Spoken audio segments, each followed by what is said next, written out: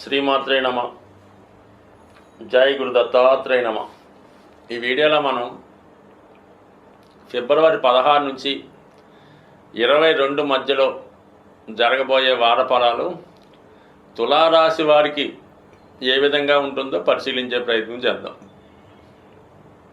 తులారాశి వారికి 6వ స్థానంలో శుక్రుడు రాశ్యాధిపతిగా ఉచ్చస్థితిలో ఉండడం వల్ల ఏంటంటే, ఎవరైతే వ్యక్తిగతంగా సెలబ్రిటీ రంగంలో కానీ సినిమా మీడియా టీవీ రంగాల్లో అటు నటులు కానీ కళాకారులు అవ్వచ్చు, టెక్నీషియన్స్ అవ్వచ్చు, వారిలో ఉన్నటువంటి ప్రతిభకి తగిన గుర్తింపు రావడం జరుగుతూ ఉంటుంది.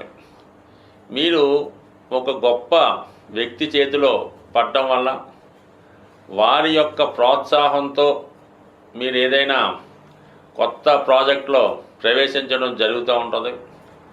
అంటే మీలో ఉన్నటువంటి టాలెంట్ను గుర్తించి కొంతమంది మిమ్మల్ని ప్రోత్సహించి మిమ్మల్ని ప్రొజెక్ట్ చేస్తూ వాళ్ళు ఏదైనా ఒక సీరియల్ కానీ సినిమా కానీ ఏదో వాళ్ళు మీకు నచ్చిన రంగంలో మిమ్మల్ని చాలా గొప్పగా చూసే ప్రయత్నం చేస్తారు. మీ వల్ల వాళ్ళు బెనిఫిట్ పొందుతారు, మీకు కూడా పబ్లిక్లో చాలా మంచి నేమ్ కూడా రావడం జరుగుతూ ఉంటుంది. ఇది ఎక్కువగా సెలబ్రిటీ రంగంలో ఉన్న వాళ్ళకి ఉపయోగపడుతూ ఉంటుంది. అలాగే సాఫ్ట్వేర్ రంగంలో ఉన్న వాళ్ళకి కూడా ఇది ఒక మంచి అవకాశంగా చెప్పచ్చు. అలాగే మీరు మీ యొక్క వృత్తి వ్యవహారాల్లో చాలా వరకు కొత్త టెక్నాలజీని ఉపయోగించి కొత్త యంత్రాలను ఉపయోగించి మీ యొక్క వ్యాపారాన్ని చాలా వరకు వృద్ధి చేసే అవకాశాలు కూడా రావడం జరుగుతుంది. అయితే కొంతమందికి మాత్రం ఆరోగ్య విషయంలో కొంత జాగ్రత్త వహించవలసి ఉంటుంది.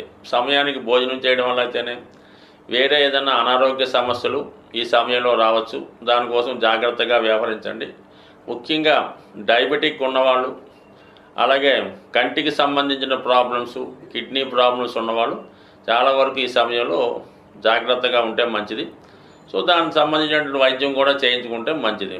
ఇక 5వ స్థానంలో మరి ఒక 3 గ్రహాలు సంచరించడం జరుగుతుంది.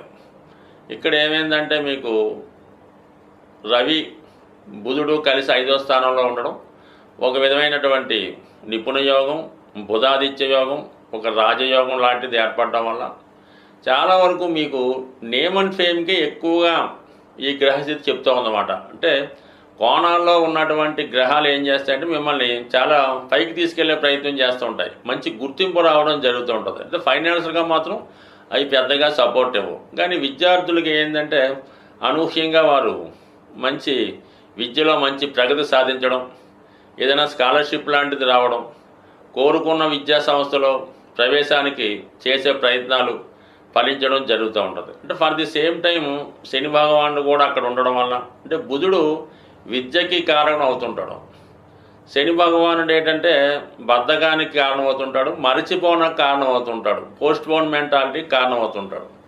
ఈ బుధ కుజ అలాగే శని గ్రహాల స్థితి వల్ల ఏంటంటే జాతకుడు ఓవర్ కాన్ఫిడెన్స్ వల్ల ఏంటంటే చదివింది మర్చిపోవడం జరుగుతూ ఉంటుంది. అప్పటికప్పుడు చదువుకోవచ్చులే అనుకుంటూ ఉంటాడు.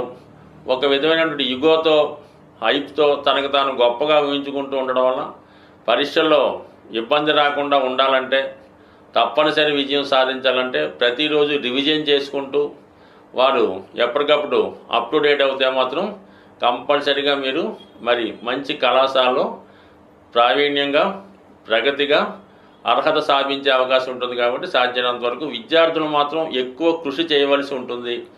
ఎప్పుడూ కూడా శని భగవానుడు ఖచ్చితంగా ఫలితాన్ని అయితే ఇవ్వడం జరుగుతూ ఉంటుంది.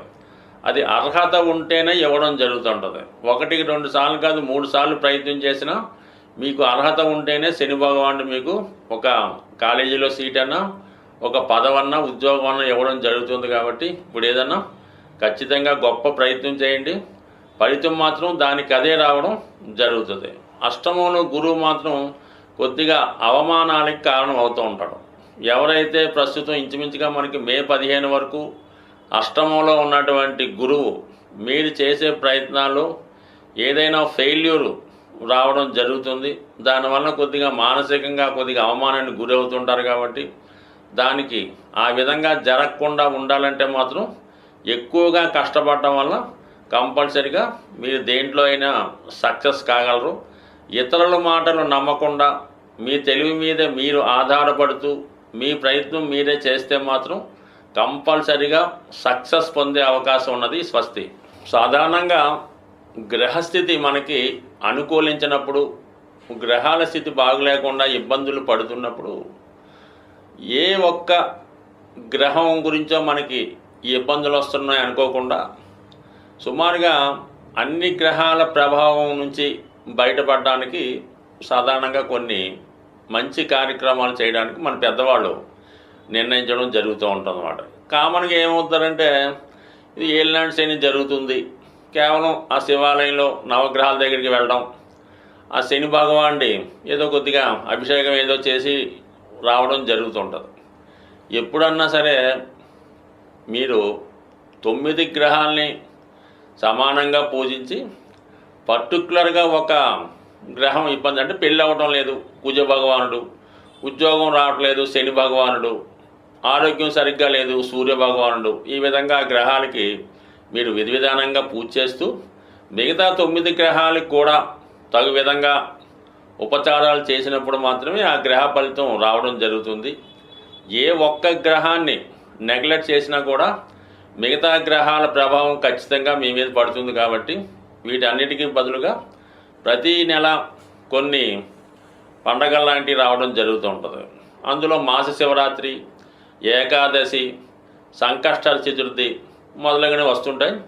అవి విధి విధానంగా ఫాలో అవ్వడం వల్ల ఏ గ్రహాలు అన్ని గ్రహాలు కూడా మీకు సమానమైనటువంటి ఫలితాన్ని ఇవ్వడం జరుగుతుంటుంది. మరి ఇప్పుడు మనకి ఈ వారం ప్రారంభంలో 16వ తారీఖున వస్తున్నటువంటి ఈ సంకష్టాల చతుర్థి రోజు విఘ్నేశ్వరుడి యొక్క అభయం ఉంటే, విఘ్నేశ్వరుడి యొక్క అనుగ్రహం ఉంటే సమస్త గ్రహాలు అనుకూలించాలని ఈ శివపార్వతులు మరి విఘ్నేశ్వరుడికి ఇచ్చినటువంటి వరం. కాబట్టి ఈ సంకష్టాల చతుర్థి పూజ చేయకుండా మీరు మాస శివరాత్రి చేసిన ఫలితం ఉండదు, ఏకాదశి చేసిన ఫలితం ఉండదు, మహాశివరాత్రి అన్న ఫలితం ఉండదు. అందుకని ముందుగా మరి ఈ నెలలో వస్తున్నటువంటి మహాశివరాత్రి యొక్క పుణ్యఫలం మీకు సంపూర్ణంగా దక్కాలంటే రేపు వచ్చినటువంటి సంకష్టాల చతుర్థి రోజు విఘ్నేశ్వరుడి యొక్క అనుగ్రహం కోసం వీలైనంత వరకు మీరు సొంతంగా కూడా చక్కగా వినాయకుడి ఫోటో ముందు